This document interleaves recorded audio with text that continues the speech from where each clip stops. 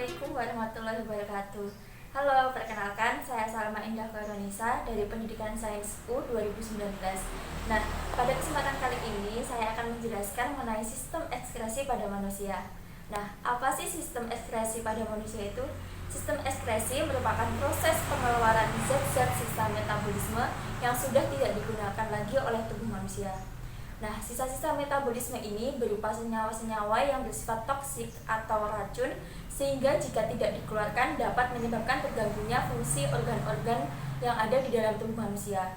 Organ-organ yang berperan dalam sistem ekskresi pada manusia meliputi kulit, ginjal, paru-paru, dan hati. Ginjal merupakan komponen utama penyusun sistem ekskresi manusia. Nah, manusia ini memiliki sepasang ginjal berukuran sekitar 10 cm. Letak ginjal berada di rongga perut sebelah kiri dan sebelah kanan ruas-ruas tulang pinggang. Posisi ginjal kanan lebih rendah daripada ginjal kiri. Ini disebabkan karena ginjal kanan tertekan oleh hati. Ginjal berfungsi untuk menyaring zat-zat sisa metabolisme dari dalam darah, mempertahankan keseimbangan cairan tubuh, mengekskresikan gula darah yang melebihi kadar normal, dan mengatur keseimbangan kadar asam, basa, dan garam di dalam tubuh. Selanjutnya kita akan membahas bagian-bagian dari ginjal. Umumnya ginjal terdiri dari 3 bagian, yaitu kulit ginjal, sumsum ginjal, dan rongga ginjal. Kulit ginjal merupakan bagian terluar dari ginjal, biasanya disebut dengan korteks renalis. Ini berfungsi untuk menyaring darah. Proses yang terjadi di dalam korteks renalis ini adalah filtrasi. Selanjutnya sumsum ginjal. Sumsum ginjal merupakan bagian tengah ginjal, biasanya disebut dengan medula. Medula ini berfungsi sebagai tempat berkumpulnya pembuluh-pembuluh halus yang mengalirkan urin ke saluran yang lebih besar. Proses yang terjadi di dalam sumsum ginjal ini adalah reabsorpsi dan augmentasi. Selanjutnya rongga ginjal. Rongga ginjal merupakan bagian paling dalam dari ginjal. Biasanya disebut dengan pelvis renalis. Berfungsi untuk menampung urin sementara sebelum dikeluarkan melalui ureter. Di dalam ginjal terdapat satuan unifungsional, yaitu nefron. Dalam nefron ada glomerulus dan kapsula Bowman. Bagian ini terdapat dalam korteks. Selain itu, di dalam nefron terdapat tubulus contortus proximal, tubulus contortus distal, lengkung Henle, dan tubulus collectivus. Bagian-bagian ini terdapat pada medula. Glomerulus adalah kapiler ginjal yang melakukan filtrasi darah. Sedangkan kapsula Bowman adalah kapsul yang berfungsi menampung hasil filtrasi darah. Kapsula Bowman menyelubungi glomerulus dan memiliki dinding berlumen yang tersusun atas epitel pipih dan berhubungan dengan tubulus contortus proximal. Tubulus contortus proximal adalah saluran nefron lanjutan dari kapsula Bowman yang melakukan reabsorpsi. Kemudian lengkung Henle adalah saluran lanjutan dari tubulus contortus proximal yang berbentuk lengkung dan melakukan reabsorpsi. Kemudian tubulus contortus distal adalah saluran nefron yang melakukan reabsorpsi dan augmentasi. Tubulus collectivus atau pengumpul adalah saluran nefron yang mengumpulkan urin dari nefron-nefron ginjal. Selanjutnya kita akan membahas proses pembentukan urin. Proses pembentukan ini terjadi 3 tahap. Yang pertama filtrasi, reabsorpsi, dan augmentasi. Filtrasi merupakan proses penyaringan sel-sel darah. Filtrasi ini terjadi di dalam glomerulus. Hasil dari proses filtrasi ini berupa urin primer yang masih mengandung air, glukosa, dan asam amino. Selanjutnya, proses reabsorpsi. Proses reabsorpsi ini merupakan proses penyerapan kembali zat-zat yang masih dibutuhkan oleh tubuh. Reabsorpsi ini terjadi di medula. Hasil dari proses reabsorpsi ini adalah urin sekunder. Selanjutnya, augmentasi. Proses augmentasi ini merupakan proses pengumpulan cairan dari proses sebelumnya. Augmentasi ini terjadi di dalam medula. Hasil dari proses augmentasi adalah urin sesungguhnya. Selanjutnya kita akan membahas gangguan-gangguan yang terjadi pada ginjal. Di antaranya gagal ginjal, diabetes mellitus, albuminuria, diabetes insipidus, dan nefritis. Gagal ginjal merupakan kegagalan umum ginjal dalam membentuk urin yang menyebabkan penyakit lain. Diabetes mellitus atau yang sering kita sebut dengan kencing manis adalah penyakit yang muncul akibat tingginya kadar gula dalam darah akibat sedikitnya produksi hormon insulin. Albuminuria adalah penyakit yang disebabkan oleh tidak tersaringnya protein darah oleh glomerulus sehingga urin mengandung albumin. Diabetes insipidus adalah penyakit dasar atau sering buang air kecil karena kurangnya produksi hormon ADH menuju tubulus contortus distal dan tubulus collectivus.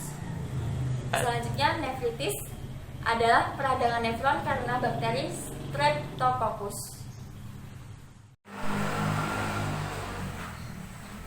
Selanjutnya kita akan membahas organ ekskresi yang kedua, yaitu kulit. Kulit merupakan lapisan jaringan pelindung terluar yang terdapat di permukaan tubuh manusia. Kulit termasuk organ ekskresi karena mampu mengeluarkan zat-zat sisa berupa kelenjar keringat. Kulit terdiri atas 3 lapisan, yaitu epidermis, dermis, dan hipodermis.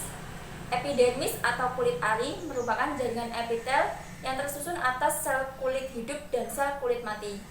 Selanjutnya dermis, yaitu jaringan ikat yang di dalamnya terdapat kapiler darah, sel reseptor kulit, kelenjar keringat, kelenjar minyak, dan akar rambut. Selanjutnya hipodermis, yaitu jaringan ikat yang di dalamnya terdapat kapiler darah, lapisan lemak, dan jaringan saraf. Selanjutnya komposisi keringat ada air, garam mineral, urea, minyak, asam, dan sisa metabolisme sel. Tentunya dalam produksi keringat itu dipengaruhi oleh beberapa faktor. Di antaranya jenis kelamin, aktivitas tubuh, suhu tubuh dan lingkungan, makanan, serta kondisi kesehatan. Produksi keringat oleh kelenjar keringat ada di bawah pengaturan hipotalamus dan enzim bradikinin yang dirangsang oleh perubahan suhu darah. Selanjutnya kita akan membahas gangguan-gangguan yang ada pada kulit. Gangguan itu diantaranya ada jerawat, serosis, dan biang keringat. Tentunya kita sering mendengar istilah jerawat. Jerawat ini adalah kondisi abnormal yang diakibatkan pada kulit akibat dari produksi kelenjar minyak yang berlebih. Selanjutnya serosis. Serosis ini merupakan keadaan kulit yang tampak kering dan kasar. Selanjutnya biang keringat. Biang keringat ini merupakan gangguan karena kelenjar keringat tersumbat oleh sel-sel kulit mati yang tidak dapat terbuang sempurna.